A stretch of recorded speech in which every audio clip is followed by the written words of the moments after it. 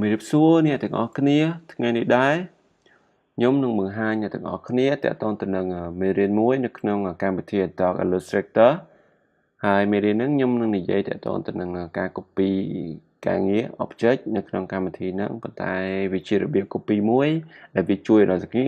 មានភាពលឿនជាងមុនហើយនឹងអាហ្នឹងក៏ជា technique មួយដែរតោះឥឡូវយើងចាប់ផ្ដើម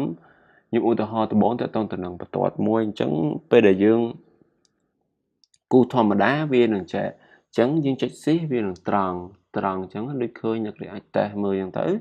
ហើយខ្ញុំយក stroke ទេប៉ុណ្្នឹងចោះហើយបន្តមកទៀត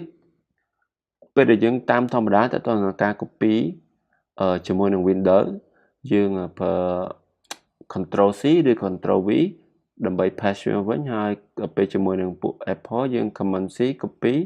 ហើយ Command V ដើម្បីនឹងហៅឲ្យដែលយើង copy នឹងមកហើយមួយទៀតយើងអាចចុច Alt ឲ្យជាប់អីចឹងទៅតែឥឡូវខ្ញុំឧទាហរណ៍ដូចខ្ញុំចុច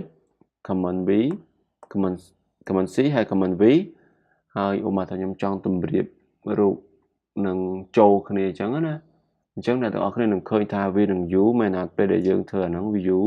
ហើយមួយទៀតអ្នកទាំងអស់គ្នាអាចចុច Alt ឲ្យជាប់ហើយអ្នកទាំងអស់គ្នាអាចឃើញរូបម៉ៅហ្នឹង cursor ម៉ៅហ្នឹងវាមាន2គឺសខ្មៅមានន័យថាពេលដែលយើងចុចហ្នឹងជាប់មានន័យថាយើងកំពុងតែចង់copy រូបហ្នឹងឬក៏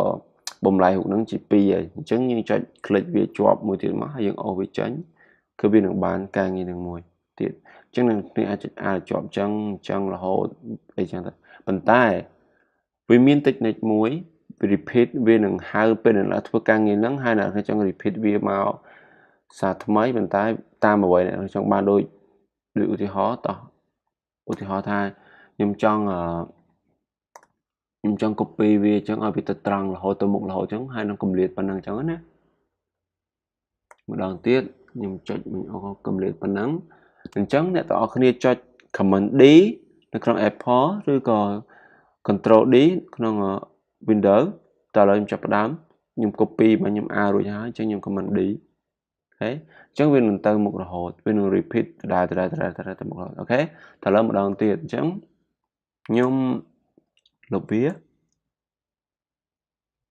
ខ្ញុំចុចselect លើហ្នឹងហើយខ្ញុំចុច Alt ជាប់ហើយខ្ញុំ copy វាមកខ្ញុំយកកម្រិតវាយប៉ុណ្ណេះហើយខ្ញុំចុច Command D ឬក៏ Ctrl D អូខេអញ្ចឹងអ្នកទាំងអស់គ្នានឹងឃើញដូចអ្វីដែលខ្ញុំធ្វើអញ្ចឹងអ្នកទាំងអស់គ្នាកុំភ្លេចតេស្តកន្លែងហ្នឹងអញ្ចឹងខ្ញុំនឹងឧទាហរណ៍ទៅតទៅនឹងការងារខ្លះទៀតនៅពេលដែលឧបមាថានៅពេលដែលខ្ញុំចង់ចេះវិញការងារមួយចេះខ្ញុំចង់ឲ្យវាប៉ុណ្ណឹងអញ្ចឹងហើយខ្ញុំចង់អូសវា1 2អីចឹងម្ដងទៀតប្រវាយនេះហើយខ្ញុំ Command D ហើយខ្ញុំវាយនេះចាស់ហើយខ្ញុំអូសវាមកកន្លែងនេះចាស់ប៉ុណ្នេះហើយអូខេខ្ញុំនឹងចាប់ទាញវាខ្ញុំ copy ណា copy មកចាស់ឥឡូវខ្ញុំសាកCommand D ឃើញអត់អូខេអញ្ចឹងវានឹងធ្វើការងារខ្ញុំចង់បានរបៀបហ្នឹងវានឹងការងារវាគឺជួយយើងលឿនមែនតើជួយយើងលឿននៅពេលដែលយើង design ឬ copy object អីផ្សេងៗអញ្ចឹងវាជួយលឿនអញ្ចឹងឥឡូវខ្ញុំសាកឧទាហរណ៍មួយទៀតខ្ញុំធ្វើឲ្យខ្ញុំឧបមាថាខ្ញុំបង្កើតរង្វង់មួយខ្ញុំ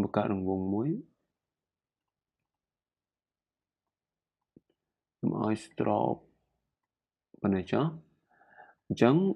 ខ្ញុំចុច click ស្ដាំហើយខ្ញុំមកហើយបន្តមកទៀតខ្ញុំឲ្យវាធំ80អញ្ចឹងហើយខ្ញុំ copy ឲ្យវា70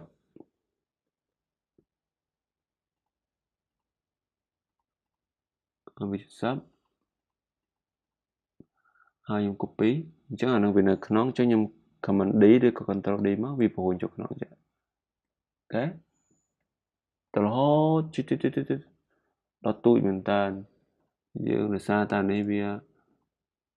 ប៉ះគ្នាប៉ះ stroke គ្នាហើយយើងអាចឲ្យវាទូចអាយ៉ាចិត្តខក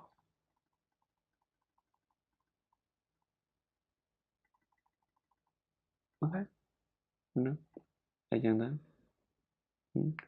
យើងលុបអង្គតាចំមកឲ្យវាឃើញប្រហោងចំអង្គតាហ្នឹងវាមិនប្រហោងវាច្រើនវាយ៉ាចេះតែឈីលុបហេយើងធ្វើ style អីណា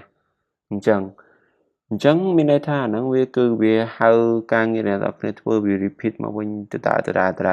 អញ្ចឹងណាអញ្ចឹងវាជួយការងាររបស់គ្នាអ្នកនរគ្នាអញ្ចឹងខ្ញុំសង្កត់តាតិចនិចមួយហ្នឹងវាជួយអ្នកទាំងអស់គ្នានៅពេលអ្នកគ្នាចាប់ផ្ដើមធ្វើការងារហើយនឹងយ៉ាអ្នកទាំងអស់គ្នាចាប់ផ្ដើមរៀនដំបូងជាមួយនឹងវាអូខេ